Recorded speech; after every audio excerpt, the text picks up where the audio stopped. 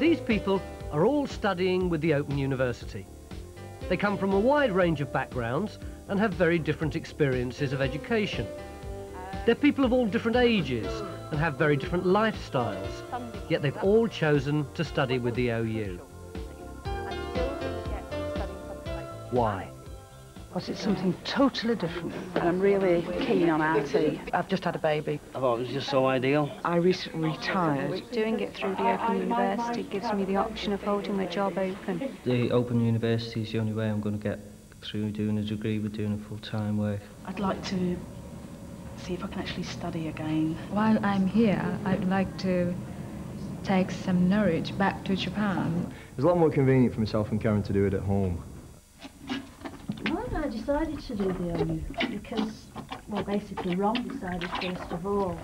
He's interested in the environment and pollution control. And so, looking through the prospectus, he decided to do the science course. I thought, since Ron was going to be studying, I might as well do it as well.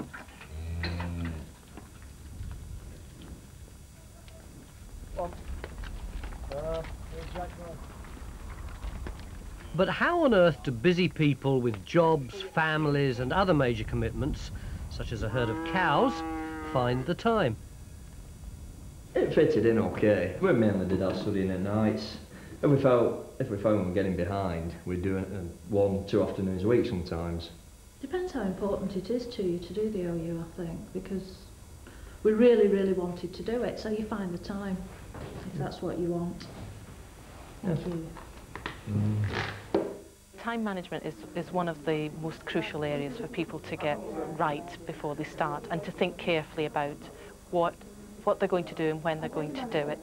It means they've got to stop doing something and find the time and the space in which to do the Open University work. And there's no good cutting corners because you need every hour of the time that we say that you will need. That is something that I am worried sick about, whether or not I can fit my lifestyle and my degree studying at the same time. Because I've retired, I'm hoping that's going to be slightly easier than for the people that are working, but I think I still have to be rather strict with myself. You will have to be very well organised. Time. It is very, very important that you think carefully about where the time for Open University study is going to come from. Most of you are going to be doing a course that's 60 points and is about 15 hours of study a week. Some of you are going to be doing 30-point courses needing 7 hours of study a week. But something that you're doing now has to stop. If you are addicted to Coronation Street, EastEnders, Monday Night Football, ER, all these different programmes on telly, don't kid yourself. If you're going to sit and watch them, it's no good saying, but I'll video it. You're still going to watch it at some time. So be serious about that time. The problem of how to organise time is addressed at the very first introductory meeting, where students are asked to confront their own time schedule head-on by completing a study timetable. If you'll take 5-10 minutes on your own, looking at the shape of your own week, and as it says on the sheet, marking in the chunks of time that you know are already programmed for other things. Have you all found the amount of time you think you're going to need, or has that been difficult? I've been looking at this. I've been okay with the time, but it just depends on the day, you know, and you know what sort of comes up, whether the children are ill or my husband's not well, or you know. But on paper, it looks as though little and often. Little and often for you. I might be okay. They must know what work has to be done. They must be able to set aside time to do it. They must also be able to review how they've done in terms of completing that work and replan if necessary in order to do it later if circumstances change their original plan. It's also important to organise a space for studying and storing materials. Finding a good place to study is very important. Now, some people have the ideal, but some people, most people in fact, will just have to be working off a kitchen table or a dining room table. But it's very important to get a place to store all your Open University materials. I try to ensure that students have an area which is an OU area, where they put books, course materials, where they put all the materials for study, and try to ensure that they have the rest of the family respect that that's an OU area. Every student has to find what works best for them. There's no one right way to do it. The name of the game is to think ahead. That way you can leapfrog forward in your studies. So plan ahead. Organise a space and do this well in advance of the course starting. Be realistic and remember the 3 Ds: defer, delegate, delete anything that you can from your present commitments. Be flexible. You can study some materials when travelling or doing chores. Finally, don't panic. Relax. Learning with the Open University may be hard work, but it's also very enjoyable. It's not all sitting at a desk reading or writing. There are television programmes, videos, audios, and radio programmes as well. But today, software designers create for their users a clean, comfortable, illusory world upstairs. The television programmes for this course have actually been on quite late at night, so I have recorded them, watched them the following day or the appropriate stage of the course. The ideal thing of having them on video is, of course, there's the opportunity to play over again any relevant points. And, of course, it just ties parts of the course together, makes it into a neat package. I think the course is good that it offers all these different types of learning facilities with the audio and the video, because I tend to pick up more from video and radio rather than just sit and read a book. I've always found that boring. It's like opening a cookery book, you know. I'd rather watch the programme and then so you see the practical side of it and then be able to follow through. So I think the videos and the audio are going to probably help me more than just reading the books, to be honest. I'm very lucky. I have 2 televisions in my house and I can just disappear. And I'm actually looking forward to that. I don't think I should be up in the middle of the night, but I will record the programmes and I think that would be the best part of it. With the television programmes, they're usually on quite early in the morning, so you record them, which helps because you can then keep them. We tended to watch them before we started the course, that particular block, and then you got a background to what the whole of the subject was going to be about. When you'd finished the block, you then watched the programme again. You could then answer the questions that had been set about the programme, and it brought it more to life.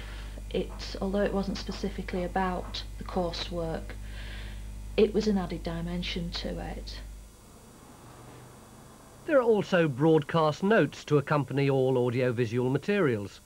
Broadcast notes for each of the programmes are very good in that they allow you to go through making sure that you have understood the topics that have been raised within the programme. They come in 2 parts. The first part shown before the programme. The second part of the notes afterwards just really confirm that you've known everything. Plus there's questions there which obviously do help you to make sure yourself that you have understood what's gone on. CD-ROMs also form an important part of Val's course, as they do for Ron and Karen. Well, the CD-ROMs are extremely useful for this course. There's a lot of information that comes over better when it's shown on video through the CD-ROMs. There's questions, you can go back to it. It breaks the monotony of just sitting there reading books and writing notes. They're quite good fun actually. And at the end of each CD there's a list of questions about the whole of the section so that you can test yourself as to whether you've actually picked up the right information. Information technology is increasingly used, and there are also courses about it. Val's course uses computer conferencing, and all information relating to the course is published on the World Wide Web throughout the year. Well, at the moment I'm actually connecting to the internet, accessing the course pages for M206. Welcome to the M206 course pages. From here we've got access to all chapters of the course for which we've actually received paperwork. And just at this moment I'm actually going to go in and have a look for a latest assignment. I actually got my computer about 2 months before the course started. From then I had to obviously get sorted out connection onto the internet, which I hadn't done before. So make sure that you have got your computer well in advance. Certainly practice going around the system and understanding the system. So, make use of all resources: TV, video, audio, CD and text. Watch, listen and learn. Record programs. You can always take notes later. Where relevant, read program notes beforehand. If the course involves using a computer, get online early. Lastly, interact with all the materials.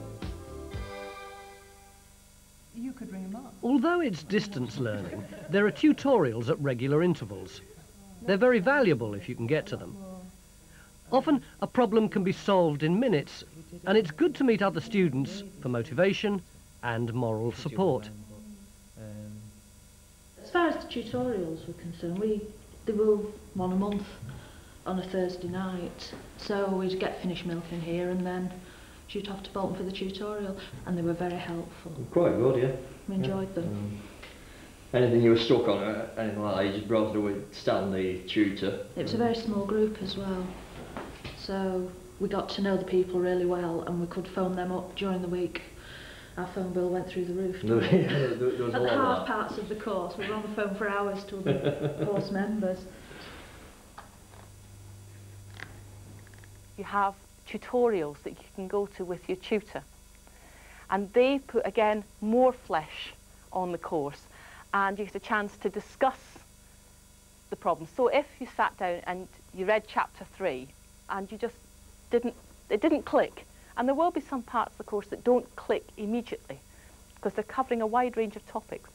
You then go to the tutorial, find that quite a lot of people had a problem with that particular bit, but in sitting down and discussing it with your tutor, it starts to slot into place. The tutorials, I think, are really good to find out what other students are thinking and whether you are actually thinking along the same lines as those students are, or whether you've really gone astray somewhere. I think it's nice to actually be able to see other people involved in the course and be able to talk to other people about how they're getting on. The tutorial groups are one of the most important parts of the year. Without the support from the tutorial group, I might have given it up. I've tried to come to every single tutorial, and I would recommend it to anybody to make sure they do. It's an encouragement, you know, seeing other people having the same problems, the same difficulties will actually encourage me to think, oh, you know, they feel the same way as me. People can only concentrate on it. But what if you're nervous of being in a group situation? We do have quite a lot of students who are very scared, even in a quite small group situation where they've just not operated in such a situation for a very long time or maybe ever. But I think that two primary ways of encouraging them. One is to actually use a lot of small group or pair work. And also at the same time, I think as you get to know your students and you know their areas of expertise that they're bringing with them, you can quite often knowingly ask them something that you know they know a great deal about, that gives them the opportunity to speak on something that they feel confident about. The mathematics side of it was just sometimes got a bit sticky. The figures that we're dealing with, the very small amounts, very large amounts, was a bit hard to take in sometimes. I suppose at the end of it all, the atomic theory was the hardest. Again, it's you're dealing with such small things that I couldn't grasp. I'm not used to dealing with anything smaller than a cow. I'm a dairy farmer. I think if I'd have been doing it on my own, I would have struggled. But we're doing it with Karen. We discussed things, talked them through, and we got there in the end. So Trevor, hi, it's Karen. Look, I'm just starting this TMA. If you can't make tutorials, do stay in touch with other students and with your tutor. There's always someone to talk to. Be an active participant in whichever way you can. Being unable to attend tutorials this year, the conferencing has meant that at any time I've had access to other students throughout the country, throughout the world doing the same course. Help has always been there, 24 hours virtually. All people, same problems, coming together and being able to get solutions, answers. The message is, it's good to talk. So, be an active participant, even when listening. And if you're shy, remember, discussion helps us all to learn. Also, simple questions and stating the obvious can be valuable. Try to respond to the tutor. Lastly, remember netiquette in computer conferencing. Do try to contribute in any way you can. You might want to bring in... So far, so good. But the day comes when you have to do your first piece of written work, the tutor-marked assignment, or TMA as it's known. Often, this is something students dread. Essays. What was it exactly about essays? Structure, content, style, right, and that so sort on. of thing. Writing the essays. OK. There are ways we can help you to practice now about your essay construction. An arts essay is slightly different in its construction, for example, than a science essay or even a maths essay. My downfall is spelling and grammar. I'm okay with putting ideas down, but it's actually organising it in a proper way. So that's something that makes me feel rather anxious. I've done that a long time ago. I don't know if it will be any easy or it will be difficult, but I'm intending to use ask a lot of questions. I ask my tutor a lot of questions if I have any difficulty in that. I have been known to waffle on a bit once I get started, so it may be that I will need to relearn my skills as to how much writing is needed. It's having confidence. I just did not have any confidence in anything that I would write to suggest that it might be at degree level, which is what I was wanting to do. So the first TMA was a big hurdle for me, waiting for that to come back and seeing what the grade was. The higher the grade, the better my confidence, to be honest with you. But despite the worry they first cause, most students acknowledge how useful they are. And it's the comments made by the tutor which are the key to progress. This is TMA results.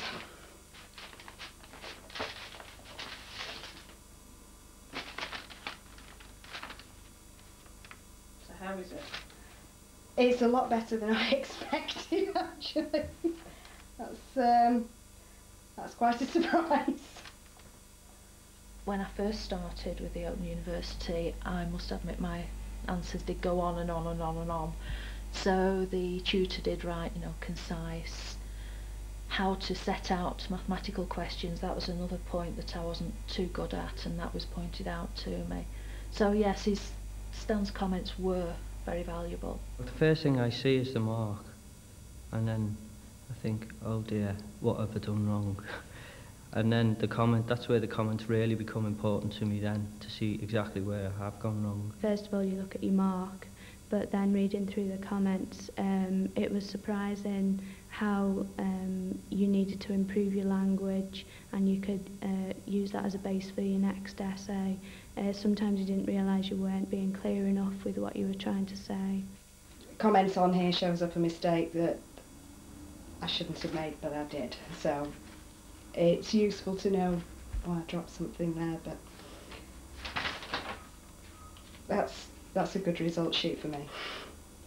I've for years assumed that a tutor-marked assignment is rather like the next best thing to a one-to-one tutorial that of course we can't give, and that actually most universities don't give now anymore. I think the comments that students receive from the tutors are vitally important. They are, for for some students who may not be able to get to tutorials particularly, they're the single most important element, I would say, in that they are a vehicle for actually teaching and helping the student to learn new skills or new areas of understanding that they need to develop. And if you find any difficulties, remember you can always discuss things with your tutor. You can also rearrange the handing in date if you get behind. So, celebrate what you achieve. Don't grieve over lost marks. Read the comments and use them to improve. If you get stuck, raise queries with your tutor.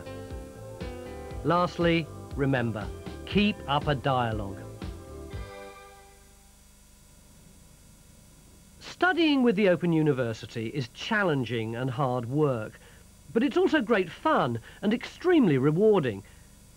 But most students feel some trepidation and anxiety at first. So what worries them? The whole thing. But having been down here and had a talk to them about it, and certainly having looked at some of the books, they take you slowly through. It's getting back to education when you've not done it for so many years. Sweet panic, hot sweats. More the content, really, than anything. You know, I looked at the content and it said things like logarithms, and it's 20 years since I did anything like that. Oh, I've got worries about it, yeah. Can I do it? At the end of the day, you know, I don't know if I can, well, I'm going to have a go. I've always got help at the end of the telephone if I need it. To anybody who's enrolling with the Open University now, when all the stuff arrives and you look at it and you think, oh, I'm never going to be able to manage this and it's going to be really hard, it's not. You've got so much support, so much help, that there are times when you struggle, and that's when your support comes in. It's very, very rewarding, and we've really enjoyed doing the course. It's beautiful. Being organised and persevering brings rewards and success. And remember to ask for support when you need it from your family, friends, other students, your tutor and student services. There's always someone there to help. So, remember, you're not alone. There is support. Keep in touch with tutors. And also talk to other students. Remember, you can use all resources and services at your disposal. Lastly, enjoy learning in a different way. Hello, Study Sport. MU120. Bear with me a moment. We should start to receive mailings, and they'll come in dribs and drabs as well.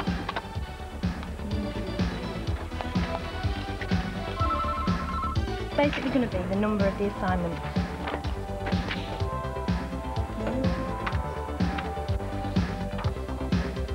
They will usually be as flexible as possible.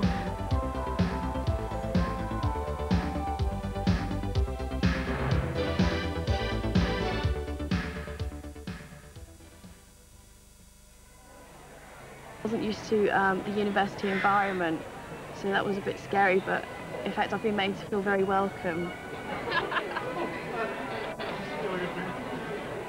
As well as further education, it's also opened a lot more doors for me. It's opened a whole new world. You get to meet so many different people from other walks of life.